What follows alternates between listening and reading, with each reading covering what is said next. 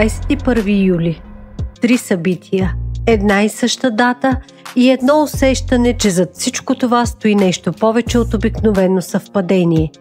3 Живкови си отиват на една и съща дата. Сценарий писан от съдбата или знамение. Колко е тежък кръста да си от привилегирована фамилия. Добре дошли в Престъпни легенди. На 21 юли 2025 година внезапно си отива Тодор Славков, внук на Тодор Живков и син на дъщеря му Людмила Живкова и Иван Славков. Трагичен инцидент се случва в къща за гости в село Асен, община Павел баня. В понеделник около 15 часа след обяд остава сам и от къщата проехтява изстрел, а хора от компанията на Тодор Славков го намират бездиханен. В 16:49 часа на 21 юли е получен сигнал на телефон 112. На мястото са пристигнали полицейски и медицински екипи. Направен е оглед на местопроизшествието. Според първоначална версия на разследващи става дума за самопрострелване с законно притежавано оръжие револвер 22 калибър. Той е пребивавал в къщата за гости от около 2 седмици. През цялото време е бил сам. Ако се установи, че трагичното събитие е настъпило по негово желание, възниква въпросът: случайно ли е избрал тази дата? Точно преди 44 години на същата дата, 21 юли 1981 година, в дома си на улица Оборище в София умира внезапно Людмила Живкова, дъщерята на тогавашния генерален секретар на БКП Тодор Живков и една от най-ярките, но и най-противоречиви фигури в комунистическата властова върхушка – майка на Тодор Славков. Тя е известна предимно с интереса си към запазването и популяризирането на българското изкуство и култура на международната сцена. Едва на 38 години тя се отива в разцвета на своята кариера и влияние, оставяйки след себе си множество въпроси, догадки и теории. Родена е на 26 юли 1942 година в село Говедарци, Самоковско, в семейството на лекарката Мара Малеева и Тодор Живков, бивш печатар и дребен функционер на БКП, дълго време без постоянна работа и издържан от съпругата си. Според Живков тя е кръстена на съветската снайперистка Людмила Павличенко. Скоро след раждането и семейството се мести в София. След 9 септември 1944 година Живков започва възход в партийния апарат, а в средата на 50-те оглавява тоталитарния режим в страната. Людмила завършва руската гимназия, а през 1960 година постъпва в историческия факултет на Софийския университет Свети Климент Охридски, който завършва през 1965 година. През 1970 специализира изкуствознание в Московския държавен университет, след което учи известно време и в Оксфорд. През 1971 година защитава кандидатска дисертация в Института по балканистика на тема Англо-турските отношения 1933-1939 година. По инициатива на Людмила Живкова през август 1979 година в София се провежда първото издание на Международната детска асамблея Знаме на мира. Тя се обгражда с български интелектуалци и стартира глобална кампания за популяризиране на българската култура във връзка с отбелязването на 1300 годишнината от създаването на българската държава. Проявява силен интерес към източни религии и философии, като агни-йога и парапсихология. След тежка катастрофа през 1973 година започва да спазва строги диети, които отслабват организма й. Людмила Живкова има 2 брака. Първият е с инженера Любомир Стойчев, от когото през 1965 година се ражда дъщеря Евгения Живкова, бъдещ моден дизайнер и политик от БСП. След развода им през 1967 година Стойчев е изпратен във Виена и му е забранено да вижда дъщеря си, чиято фамилия е сменена на Живкова. Втория й брак е с журналиста Иван Славков, който по-късно оглавява българската телевизия и Българския олимпийски комитет. През май 1971 година се ражда синът им Тодор Славков. Той е едва 10 годишен, когато губи майка си. Според официалното съобщение на тогавашните власти, причината за смъртта ѝ е масивен мозъчен инсулт. Новината е разпространена от Българската телеграфна агенция едва на следващия ден с кратко и лаконично съобщение, което не допуска разсъждения по темата. От лекарският екип повикан в дома и подробности така и не стават публично достояние. Състоянието й през последните месеци е било нестабилно, както физически, така и психически. По неофициални данни тя страдала от хронично главоболие, а натоварването й като председател на Комитета за култура било изключително. Сведенията сочат, че употребявала медицински препарати. Почти веднага след трагедията около смъртта на Людмила Живкова започват да се появяват съмнения и различни версии. Дали е станала жертва на здравословен срив или на политическа поръчка. Най-популярната хипотеза е, че била възприета като неудобна фигура, както за ръководството на БКП, така и за съветските власти в Москва. Причините – неортодоксалното им мислене, интересът и към източни религии, езотерика и духовност, както и контактите й с международни, културни и идеологически кръгове, които предизвикали подозрение в Кремъл. През 70-те години Людмила се обгражда с интелектуалци, писатели и духовни учители, включително последователи на Петър Дънов и източни философии. Културните инициативи, които ръководи като Людмила Живкова «България, свят» и Международната детска асамблея «Знаме на мира», я превръщат в символ на по-отворено мислене, но също така и в опасна фигура за догматичните среди в управляващата система. Според някои изследователи, включително бивши служители на Държавна сигурност, съветските служби я възприемат като идеологическа заплаха в края на 70-те.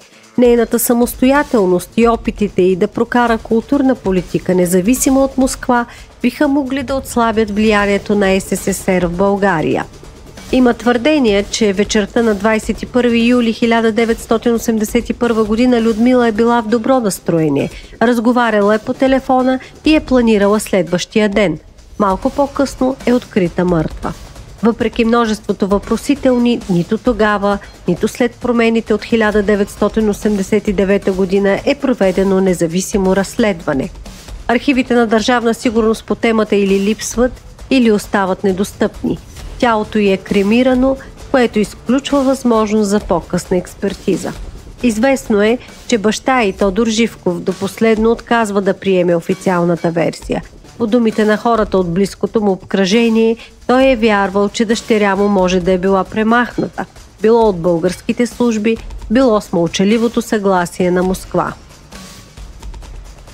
Датата отново е 21 юли. Владимир Живков, брат на Людмила Живкова и вуйчо на Тодор Славков, приключва земния си път в болница.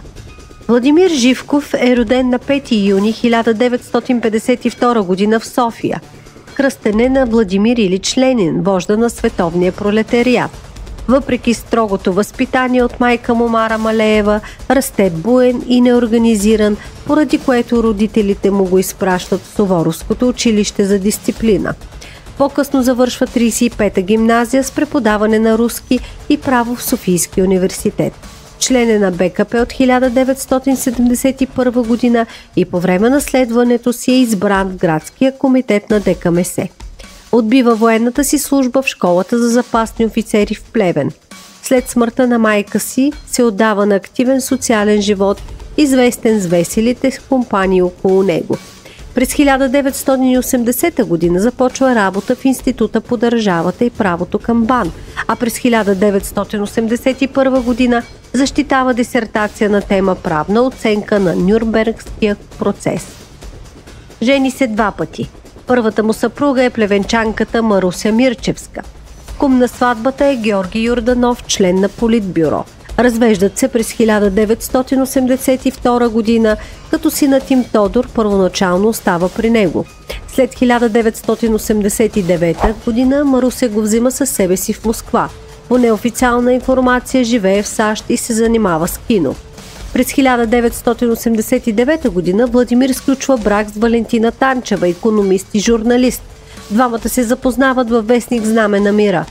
Дъщеря им Елизабет завършва италианския лицей, създаден от Лелия и Людмила Живкова. В След 1990 година Владимир е освободен от всички длъжности и изключен от БКП. Занимава се с бизнес, първо с видеокасети, Bright Ideas, мултивидеоцентър, после със съпругата си основават фирма за недвижими имоти. Системата Сиела фигурира като собственик на фирма Зардос, търгуваща с козметика и тоалетни принадлежности. До края на живота си живеел самотено в семейната къща на улица Секвоя в Бояна. Съпрузите често пребивават и в село Кременик, за да избягат от системен тормоз от страна на съседи и непознати, които ги нападали словесно и физически. Около името на Владимир се носят слухове, свързани с трагичната смърт на телевизионната говорителка Татяна Титянова, открита под блока, където неговата компания е празнувала. Случаят е интерпретиран в сериала "Порталът" на режисьора Илян Джавелеков, излъчен по БНТ. Кой е Тодор Славков и колко щастлив може да те направи привилегированият живот? Роден е на 18 май 1971 година. Много често неофициално е наричан Малък Тошко. Славков завършва първа английска езикова гимназия през 1989 година, а след това е изпратен в Швейцария, за да завърши бизнес мениджмънт в университета на Санкт Гален. Докато е в Швейцария, научава, че режимът на Живкови е паднал. Дни след като Тодор Живков е изключен от БКП, на 18 декември 1989 година срещу внука му е заведено едно от най-дълго проточилите се дела в историята на България. Още през 1988 година на 9 срещу 10 юли манекенката Мила Гешева подава обвинение от интимен характер срещу Славков, учещия в България син на унгарски дипломат Жолт Хайду и Орлин Ножаров. По искане на българските власти, швейцарците задържат Тодор Славков през 1994 година и го екстрадират в България на 15 февруари 1995 година след 8 месеца арест. В София Тодор Славков изкарва още 13 месеца в килията и е освободен срещу гаранция през пролетта на 1996 година. Решителното доказателство за невинността на Тодор Славков е снимка. Медицинската експертиза, която придружава снимката, гласи, че по времето на инцидента Тодор Славков е с гипсиран крак и следователно не би могъл да извърши подобно деяние над момичето. Относно обвинението, Тодор Славков твърди, че е станал жертва на политическа поръчка от кръга на Андрей Луканов и осъжда България в Страсбург. Междувременно свидетели по делото умират мистериозно. Кола блъска Владо Пъпката, който доставил момичета на Тодор Славков и компания. Топ-следователят Янко Димов загива мистериозно. Момичето, което също обвинява Тодор Славков, умира от рак едва на 25 години. В крайна сметка Тодор Славков е оправдан и започва няколко бизнес начинания. Дискотека Escape е най-популярното начинание на малкия Славков, приписват му още завод и ресторанти. През есента на 2015 година Тодор Славков е официален съсобственик в 5 фирми.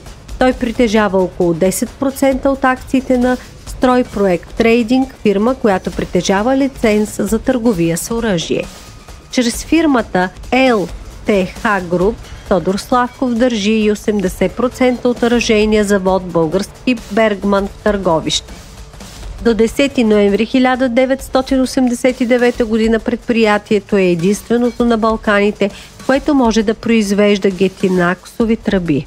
Управлява и общ бизнес със сина на парламентарния енергиен шеф Рамадан Аталай – Ревин. Те се занимават с търговия с лизингови стоки чрез общата фирма Стройпроект Груп. Участва в различни бизнес предприятия, едно от които в областта на телекомуникационните системи.